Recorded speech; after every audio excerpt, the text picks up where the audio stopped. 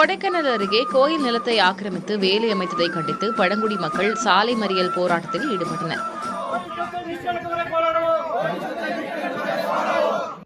கொடைக்கானல் மலைப்பகுதிகளில் வாழ்பவர்கள் பளியர் பழங்குடி மக்கள் புல்லாங்குழல் இசைத்து தங்கள் வன தெய்வமான பூதநாச்சியை வழிபாடு செய்வதை வழக்கமாக கொண்டிருப்பவர்கள்.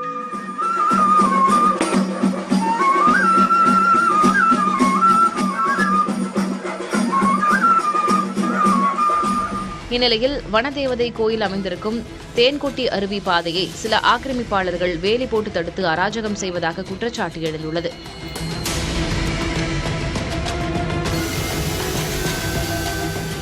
இந்த அருவி பகுதியை 2 கோடி ரூபாய் செலவில் சுற்றுலாத்தலமாக மேம்படுத்த சுற்றுலாத்துறை அமைச்சர் சட்டமன்றத்தில் அறிவிப்பு செய்தும் ஆக்கிரமிப்பாளர்களால் இன்று வரை அது நிறைவேறாமல் நிதி திரும்பச் சென்றுள்ளதாகவும் கூறப்படுகிறது.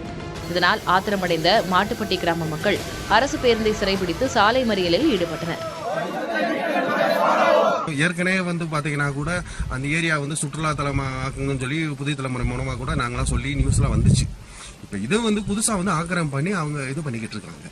இந்த இதை இயற்கையோட வச்சுட்டு அதே மக்களுக்கு அதே வனத்துக்கு கொடுத்து நீங்க ஆதிவாசிகளுக்கே கொடுத்து ஒரு சுற்றுலா தலமா அதை மாத்துறீங்கன்னா எங்களுக்கு ரொம்ப சிறப்பா இருக்கும். வனதேவதையின் கோயில் நிலத்தையும் தேன்கொட்டி அருவி வரை அமைந்துள்ள பகுதியையும் ஆக்கிரமிக்க விடாமல் தடுக்க அரசு நடவடிக்கை எடுக்க வேண்டும் என்பதே அப்பகுதி மக்களின் கோரிக்கை. புதிய தலைமுறைக்காக செய்தியாளர் செல்வ மகேஷ் ராஜா.